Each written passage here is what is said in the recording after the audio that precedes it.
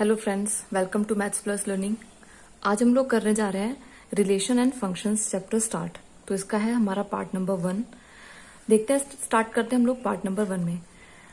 इसमें हम लोग पढ़ेंगे रिलेशंस।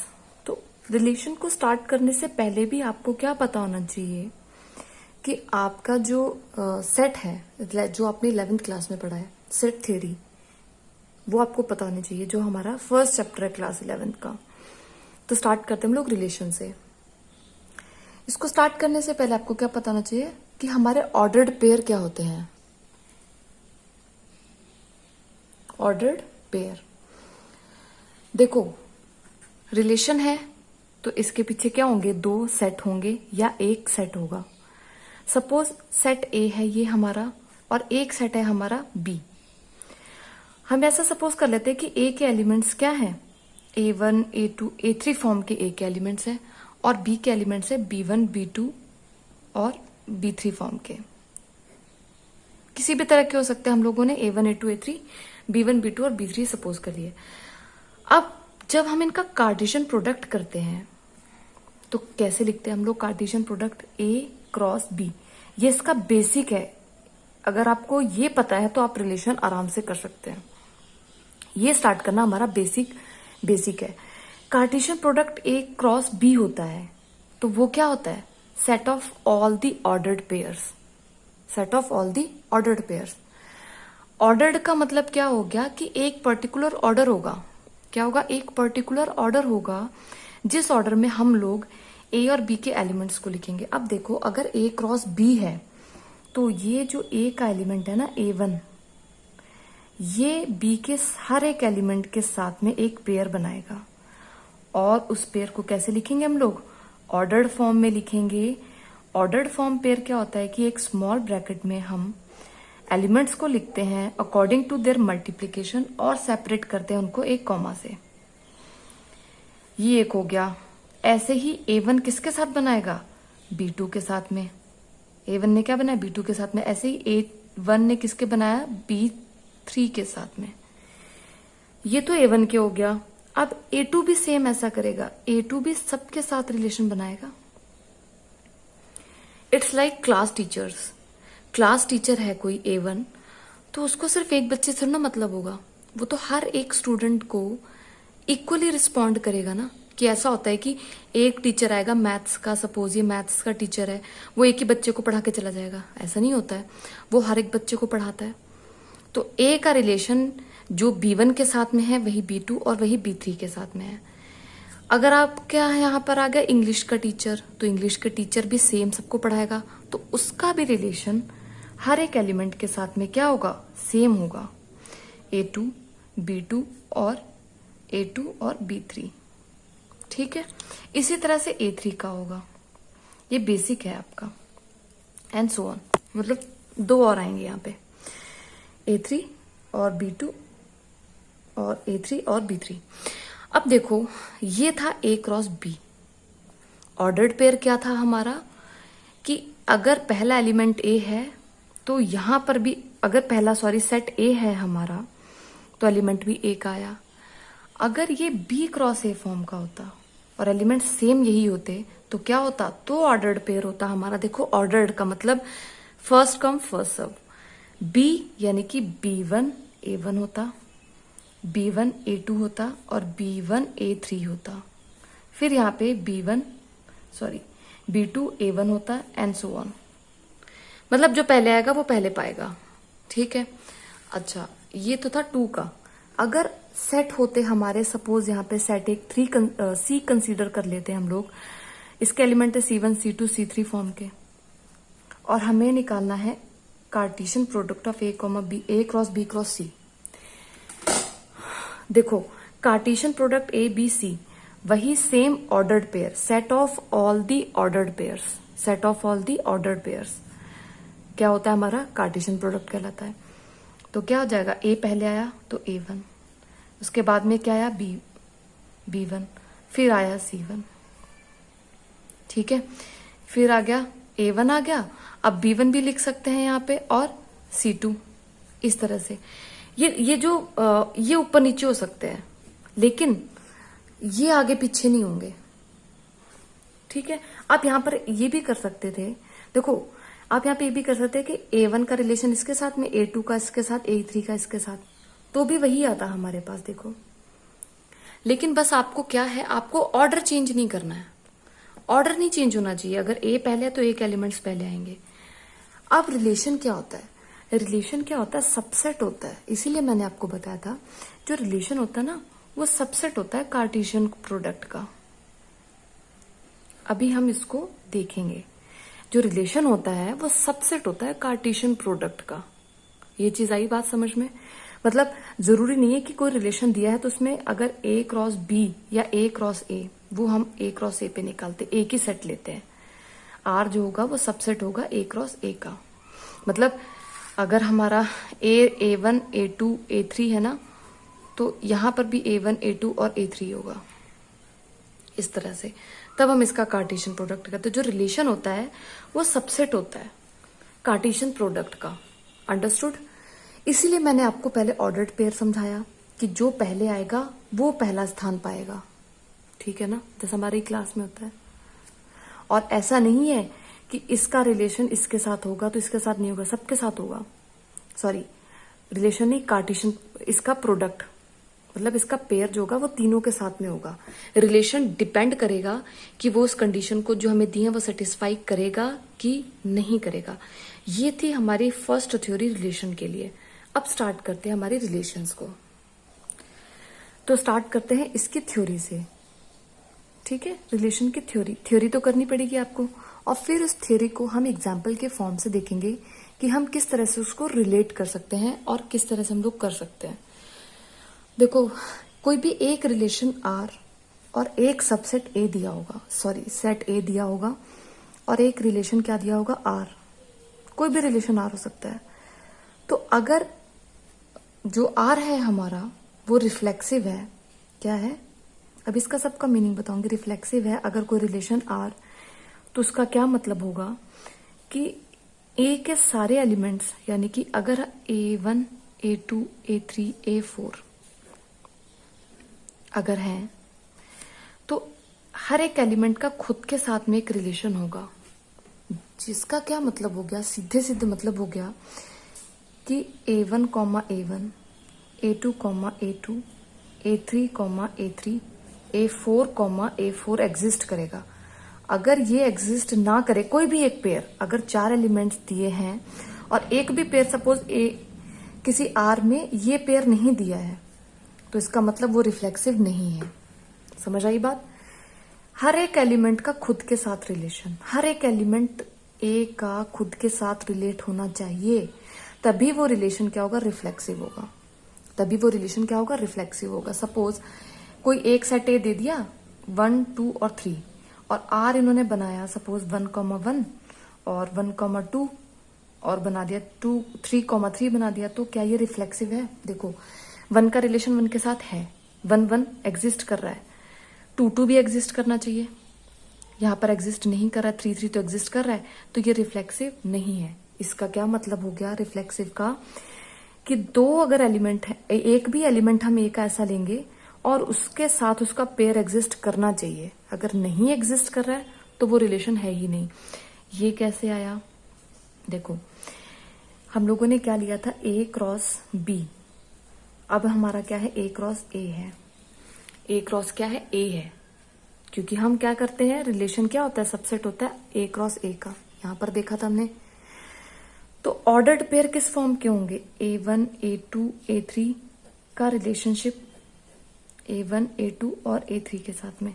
तो ये अगर इसके साथ रिलेटेड नहीं है, या ये इसके साथ या इसके साथ, तो वो रिलेशन रिफ्लेक्सिव नहीं है। बस आप क्वेश्चन को देख के समझ लेना कि अगर 1, 2, 3, 4 इस तरह से दिया हो आपको, 1 का रिलेशन 1 के साथ, 2 का 2 के साथ, अगर नहीं, कोई भी एक पेयर गायब है इसमें से, कोई भी एक पेयर, ए आर ए में से कोई भी एक पेयर गायब है, दैट मीन्स वो रिफ्लेक्सिव नहीं है। ठीक है, बात करते हैं सिमेट्री की। अगर A1 और A2, A हमारा सेट क्या था, A1, A2 और A3, और इसका हम कार्टेशियन प्रोडक्ट किसके साथ निकाल रहे हैं, A1, A2 और A3 के साथ में। तो सिमेट्रिक कब होगा, अगर A1 का रिलेशन A2 के साथ में है तो क्या होना चाहिए, जो A2 है वो भी A1 से रिलेट होना चाहिए। जैसे अगर आपको सपोज एक एग्जांपल यहाँ पे मैं लिख ही लेती हूँ, A इज इक्वल टू 1,2,3 दे दिया और R इज इक्वल टू दे दिया 1,1 1,2 और दे दिया 2,2 तो और दे दिया 3,3 2,3। अब देखो सबसे पहले हम लोग चेक करते रिफ्लेक्सिव। देखो रिफ्लेक्सिव होने के लिए 1 1 2 2 3 3 ये तीनों होना चाहिए, 1 1 2 2 3 3 है, रिफ्लेक्सिव है। सिमेट्रिक होने के लिए क्या होना चाहिए कि अगर A12 आ रहा है ना तो A21 आना चाहिए। A12 आ रहा है, 21 आ रहा है, नहीं आ रहा है। अगर यहाँ पे A21 दिया होता तो ये रिफ्लेक्सिव हो जाता। अब देखो A23 दिया है, A23 दिया है लेकिन 32 तो दिया नहीं है, तो ये सिमेट्रिक नहीं होगा। तो ये सिमेट्रिक नहीं होगा। मीन्स अगर A12 दिया है तो A21 होना चाहिए, उल्टा इसका भी एग्जिस्ट करना चाहिए, ये यहां पर और ये यहां पर। अंडरस्टूड? ये होता है हमारा सिमेट्रिक। और थर्ड है हमारा ट्रांजिटिव।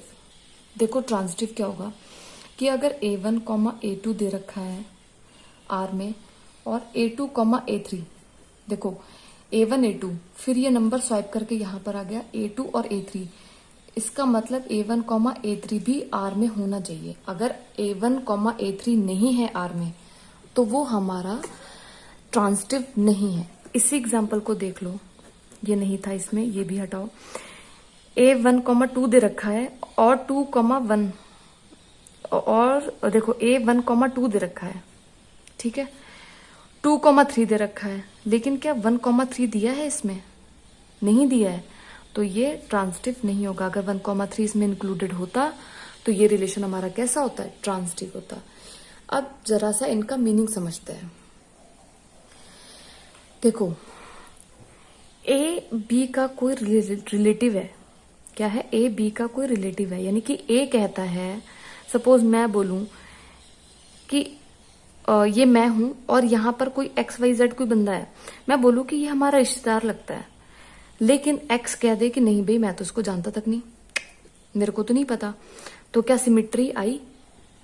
क्या जो सिमिट्री चाहिए थी एक रिलेशन, आप मान ना मान मैं तेरा मेहमान टाइप, या कह लो तू मेरा मेहमान, मतलब मैं तो कह रही थी कि इस एक्स बंदे के साथ में मेरा कोई रिलेशन है, मैंने तो बोल दिया, लेकिन वो बंदा एक्सेप्ट करने को तैयार ही नहीं कि मेरा उसके साथ कोई रिश्ता है, कि वो मेरा चाचा है या मामा है या कोई मेरा फ्रेंड है। तो क्या ये रिलेशन बनेगा? जब ये रिलेशन ही नहीं बनेगा तो कैसे सिमिट्री? कोई सिमिट्री नहीं आएगी। अंडरस्टूड?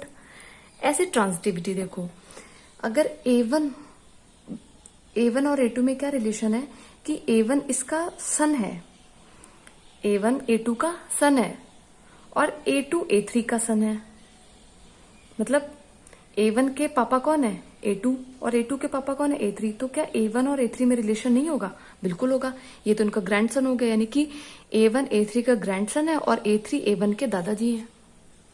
हुई ना रिलेशन?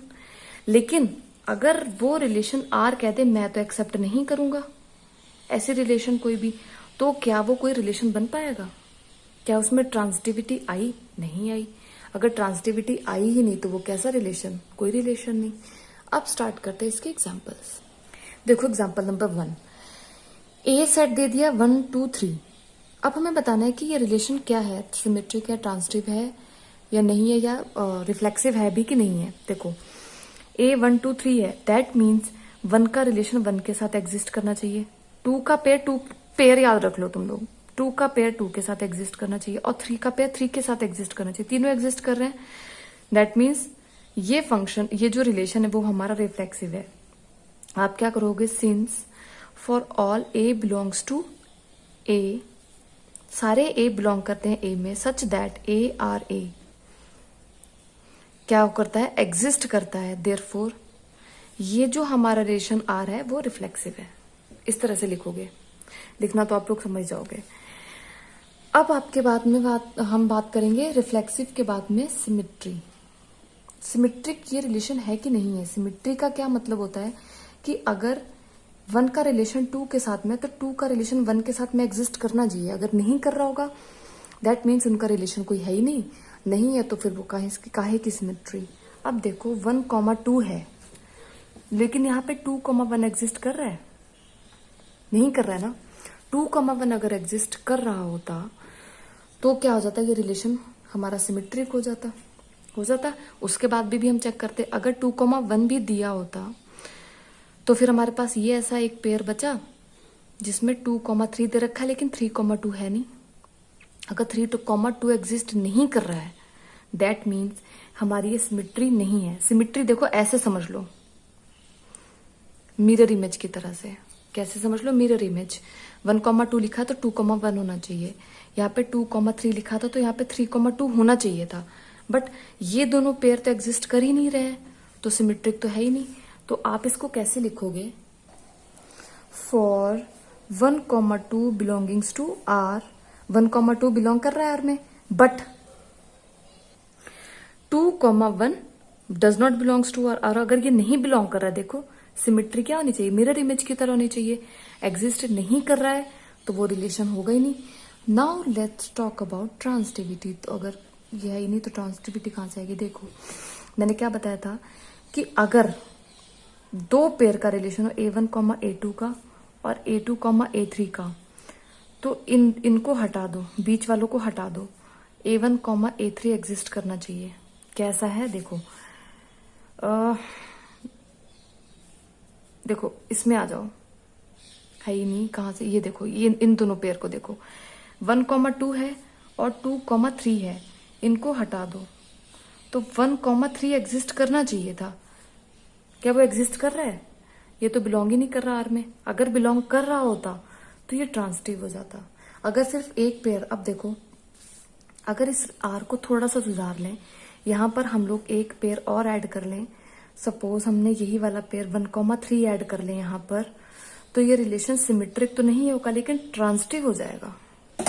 ट्रांसिटिव हो जाएगा क्योंकि फिर 1,3 बिलोंग कर रहा है आर में। हम लोग क्या करते हैं, इन दोनों को पास पास लिखा, जो एक जैसे हैं और पास पास के एलिमेंट एक जैसे, इनको हटा दो, इनको और इनको एक साथ लिख लो। वो एग्जिस्ट करना चाहिए यार में, लेकिन ऐसा तो एग्जिस्ट है ही नहीं, कर ही नहीं रहा है, तो ये रिलेशन क्या होगा?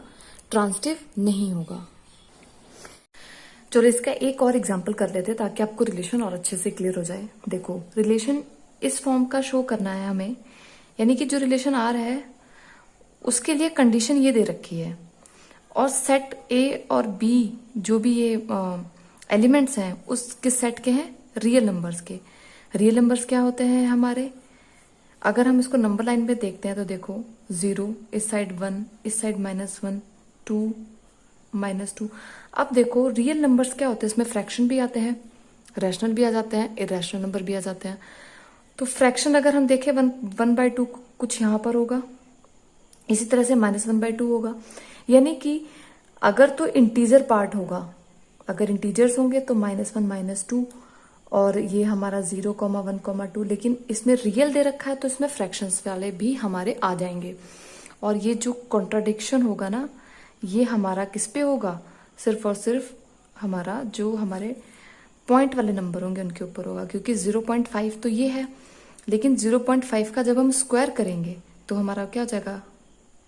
0.25 हो जाएगा, क्योंकि जब हम भी डेसिमल नंबर का जब हम स्क्वायर करते हैं तो वो छोटा हो जाता है अपने नंबर से। हमेशा जब हम डेसिमल नंबर का स्क्वायर करेंगे तो वो आप छोटा हो जाएगा। आप इसको 1/2 करके भी देख सकते हो। 1.5 को क्या लिख सकते हैं? 1/2। और इसका जब हम स्क्वायर करेंगे तो 1/4 हो जाएगा। इस तरह से भी आप देख सकते हो। तो स्टार्ट करते हैं रिफ्लेक्सिव से। तो रिफ्लेक्सिव का क्या होता है हमारे पास कि अगर हम एक एलिमेंट लें 1 और 1, तो ये एग्जिस्ट करना चाहिए यहां पर। देखो अगर हम 1 1 लेते हैं, क्योंकि 1 बिलोंग कर रहा है आर को, ठीक है ना। तो अगर हम 1 लेते हैं, इसमें अगर कंडीशन हम सेटिस्फाई कराएं, देखो 1,1 अगर हम देखें सच दैट 1 इज लेस और इक्वल टू 1 का स्क्वायर क्या हो जाएगा? 1 हो जाएगा, ठीक है। अगर हम -1, ले, ए का रिलेशन ए के साथ में देखना होता है ना हम लोगों को, दोनों एलिमेंट सेम होंगे। -1 का रिलेशन -1 के साथ में देखो क्या हो जाएगा?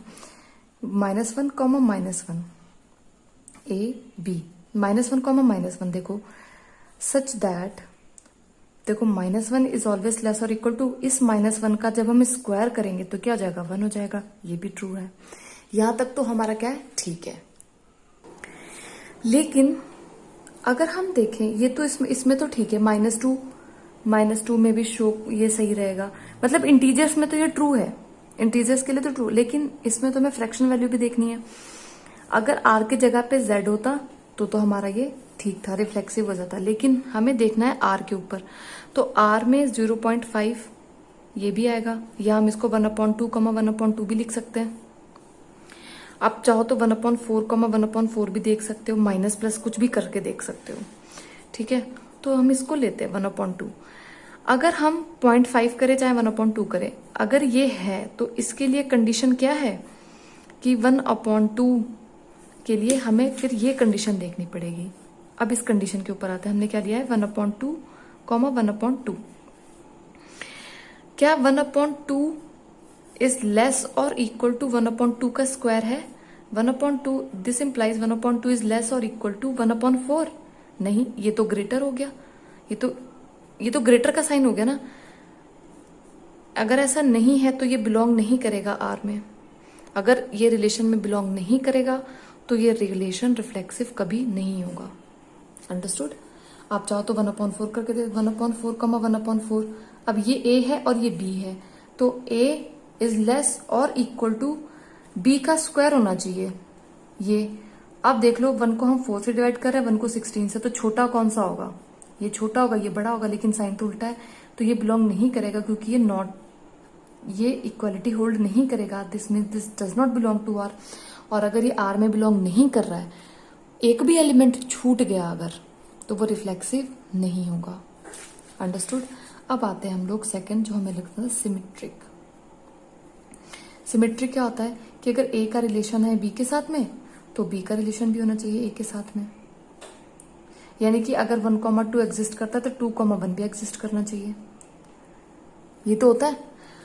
अब करके देखते हैं, 1,2 अगर एग्जिस्ट करेगा आर में, तो इसके लिए कंडीशन क्या हो जाएगी? 1,2 अगर एग्जिस्ट करेगा, देखो 1 इज ऑलवेज लेस और इक्वल टू 2 का स्क्वायर कितना हो जाएगा? 4, क्योंकि a इज लेस और इक्वल टू b होना चाहिए, b स्क्वायर, सॉरी। ये कंडीशन ट्रू है, वैलिड है, तो ये बिलोंग करेगा आर में। लेकिन 2,1 सच दैट 2 इज लेस और इक्वल टू 1 का स्क्वायर, क्या ऐसा कभी होता है? 2 इज लेस और इक्वल टू 1, ये तो ग्रेटर होता है, इक्वल भी नहीं होता, ग्रेटर होता है सीधे सीधे। अगर इक्वल हो जाता तो भी ये आर में बिलोंग करता है, ये बिलोंग नहीं करेगा आर में। और अगर ये बिलोंग नहीं करेगा तो देख लो, एक एलिमेंट छूटा नहीं कि आपका रिलेशन गया नहीं। आप 2,3 और 3,2 टू भी कर सकते हो। ये तो इंटीजर्स के लिए भी होल्ड नहीं करेगा, वो तो फ्रैक्शन के लिए होल्ड नहीं करता, ये तो इंटीजर्स के लिए भी नहीं होल्ड करेगा। दैट मीन्स ये हमारी जो रिलेशन है वो सिमेट्रिक नहीं है। Now let's come to the third point, that is transitive. Transitive बताना है हमें, ये है कि नहीं है। ट्रांसिटिव भी नहीं होगा, देखो कैसे। अगर a का रिलेशन है b के साथ में और b का रिलेशन है c के साथ में, तो a का रिलेशन होना चाहिए c के साथ में। मैंने बताया था a, b और b, c, तो इन दोनों को हटा दो, a, c बिलोंग करना चाहिए r में। अब देखते हैं क्या ये कंडीशन सेटिस्फाई हो रही है कि नहीं हो रही है। तो क्या करते हैं हम लोग, 3 नंबर ले लेते हैं, सपोज 2, -3, 1, ठीक है। तो ये किस में बिलोंग करते हैं? आर में। हाँ ठीक है, आर में बिलोंग करते हैं, रियल नंबर्स हैं ये। अब 2, -3 का एक पेयर ले लेते हैं और -3, 1 का। तो इसका मतलब है कि 2, 1 का भी एक पेयर बनना चाहिए जो आर में बिलोंग करना चाहिए। अगर ऐसा शो हो गया तो ये हमारा ट्रांसिटिव हो जाएगा। अब देखो 2, 3, 2, -3